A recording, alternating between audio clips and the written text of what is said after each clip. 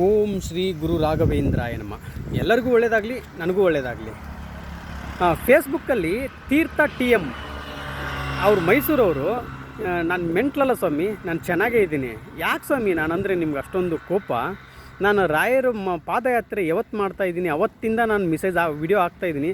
ಅದಕ್ಕೆಲ್ಲದಕ್ಕೂ comment ಮಾಡ್ತಾಯಿದ್ದಾರೆ, ಕೆಟ್ಟದಾಗೆ ಮಾಡ್ತಾಯಿದ್ದೀರಾ, ರಾಯರ್ನ ಇಟ್ಕೊಂಡು ನೀವು ಚೀಟ್ ಮಾಡ್ತೀರಾ, ರಾಯರ್ನ ಇಟ್ಕೊಂಡು ಉಪಪ್ರಚಾರ ಮಾಡ್ತಾಯಿದ್ದೀರಾ, ಹಂಗೆ ಹಿಂಗೆ ಅಂತಂದು. ನಾನು ಏನು ಸ್ವಾಮಿ ಮಾಡಿದ್ದೀನಿ? ನನ್ನ ಬಗ್ಗೆ ಏನು ತಿಳ್ಕೊಂಡಿದ್ದೀರ ಸ್ವಾಮಿ? ನಾನು ಏನು ಕೆಟ್ಟದಾಗಿ ಮಾಡಿದ್ದೀನಿ ಸ್ವಾಮಿ? ಹಾಗಾದರೆ ಸ್ವಾಮಿ, ನಾನು ಬೆಂಗಳೂರಿಂದ ಮಂತ್ರಾಲಯಕ್ಕೆ ಪಾದಯಾತ್ರೆ ಯಾವತ್ತು ನಾನು ಮಾಡ್ತೀನಿ ಅಂತ ವಿಡಿಯೋ ಮಾಡಾಕಿದೆ, ಅವತ್ತಿಂದ ನೀವು ನನಗೆ ಕೆಟ್ಟದಾಗಿ ಮೆಸೇಜ್ ಮಾಡ್ಕೊತಾನೆ ಬರ್ತಾನೆ ಇದ್ದೀರಾ.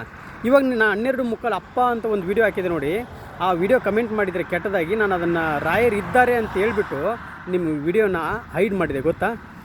ಒಂದು 3-4 ವೀಡಿಯೋನೂ ಹೈಡ್ ಮಾಡಿಬಿಟ್ಟೆ ನಾನು. ಒಂದೇ ಒಂದು ವಿಡಿಯೋ ಅವತ್ತೇನು ಫಸ್ಟು ಮಂತ್ರಾಲಯಕ್ಕೆ ಹೋಗ್ತೀನಿ ಅನ್ನಲ್ಲ, 21ನೇ ತಾರೀಕು ಮಾಡಿನಲ್ಲ, ಆ ವಿಡಿಯೋದಲ್ಲಿ ಮಾತ್ರ ನಿಮ್ಮ ಕಮೆಂಟ್ ಇದೆ. ಇನ್ನು ಬೇರೆದ್ರಲ್ಲಿ ಎಲ್ಲದರಲ್ಲೂ ಹೈಡ್ ಮಾಡಿದೆ. ಸ್ವಾಮಿ, ನಾನು ಕೆಟ್ಟವನಲ್ಲ ಸ್ವಾಮಿ.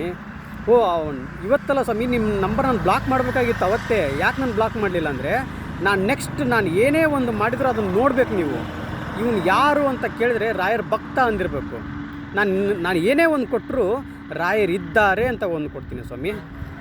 ರಾಯರಿದ್ದಾರೆ ಅಂತ ಹೇಳ್ಬಿಟ್ಟೆ ಕೊಡೋದು ಸ್ವಾಮಿ. ನಾನು ಏನೇ ಕೊಟ್ಟರು ಅದು ನಾನು ಯಾವುದೇ ಕಾರಣಕ್ಕೂ ಬಾಯಿ ಮುಖಾಂತರ ಹೇಳಲ್ಲ, ನಾನು ಅದನ್ನು ಮಾಡಿ ತೋರಿಸ್ತೀನಿ.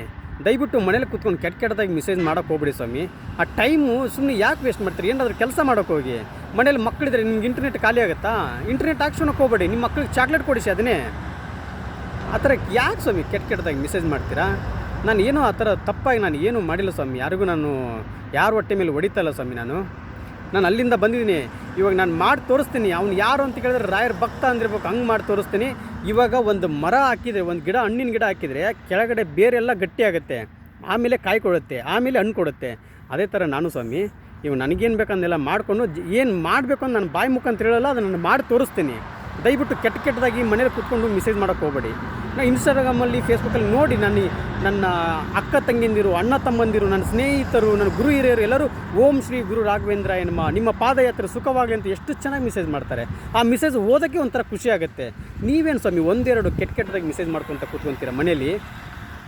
ಆ ಥರ ಮಾಡೋಕ್ಕೆ ಹೋಗ್ಬಿಡಿ ಸ್ವಾಮಿ. ಕೆಟ್ಟದಾಗಿ ಮೆಸೇಜ್ ಮಾಡೋಕ್ಕೆ ಹೋಗ್ಬಿಡಿ. ರಾಯರ ಬಗ್ಗೆ ತಿಳ್ಕೊಳ್ಳಿ. ಎಲ್ರಿಗೂ ಒಳ್ಳೆಯದಾಗಲಿ, ನಿಮಗೂ ಒಳ್ಳೆಯದಾಗುತ್ತೆ. ನಾನು ನಿಮ್ಮ ಮೇಲೆ ಶಾಪ ಆಗ್ತಾಯಿಲ್ಲ, ನಿಮಗೂ ಒಳ್ಳೆಯದಾಗಲಿ. ಓಕೆನಾ? ಕೆಟ್ಟದಾಗಿ ಮೆಸೇಜ್ ಮಾಡೋಕ್ಕೆ ಹೋಗ್ಬೇಡಿ. ತಿಳ್ಕೊಳ್ಳಿ. ನಾನು ನಿಮ್ಮ ವಿಡಿಯೋ ಯಾಕೆ ಬ್ಲಾಕ್ ಮಾಡಿಲ್ಲ ನಿಮ್ಮ ನಂಬರ್ ಅಂದರೆ, ನೆಕ್ಸ್ಟ್ ನಾನು ಏನೇ ಕೊಡೋದು ನೀವು ಅದನ್ನು ನೋಡಬೇಕು, ಅದಕ್ಕೋಸ್ಕರ ಬ್ಲಾಕ್ ಮಾಡಿಲ್ಲ. ಓಕೆನಾ? ಅಂತ ಕೊಡೋನು ಅಂತಂದ್ರೆ ನಾನು ದೊಡ್ಡ ವ್ಯಕ್ತಿ ಅಲ್ಲ. ರಾಯರು ನನಗೆ ಭಿಕ್ಷೆ ಕೊಡ್ತಾರೆ, ಈ ಜನಗಳು ನನಗೆ ಭಿಕ್ಷೆ ಕೊಟ್ಟಿದ್ದಾರೆ. ಇವರೇ ಜನಗಳೇ ನನಗೆ ದೇವರು. ಓಕೆನಾ? ಅದಕ್ಕೋಸ್ಕರ ಸ್ವಾಮಿ ತಿಳ್ಕೊಂಡು, ಒಬ್ಬರ ಬಗ್ಗೆ ತಿಳ್ಕೊಂಡು ಮಾತಾಡಬೇಕು. ಏನೇ ಮಾತಾಡಿದ್ರು ಕಮೆಂಟ್ ಮಾಡಬೇಕಾದ್ರೆ ಹಿಂದೆ ಮುಂದೆ ಯೋಚನೆ ಮಾಡಬೇಕು. ಈ ಥರ ಮಾಡಬೇಕಾ? ಪ್ರೋತ್ಸಾಹ ಮಾಡಿರಿ. ಒಬ್ಬರು ಈ ಸ್ವಾಮಿ ಇಷ್ಟೊಂದು ನಡ್ಕೊಂಡು ಹೋಗ್ತದೆ, ಪ್ರೋತ್ಸಾಹ ಮಾಡಿ. ನೀವು ಕೆಟ್ಟದಾಗಿ ಕಮೆಂಟ್ ಮಾಡೋಕ್ಕೆ ಟೈಮು ವೇಸ್ಟ್ ಮಾಡೋಕ್ಕೆ ಹೋಗ್ಬೇಡಿ.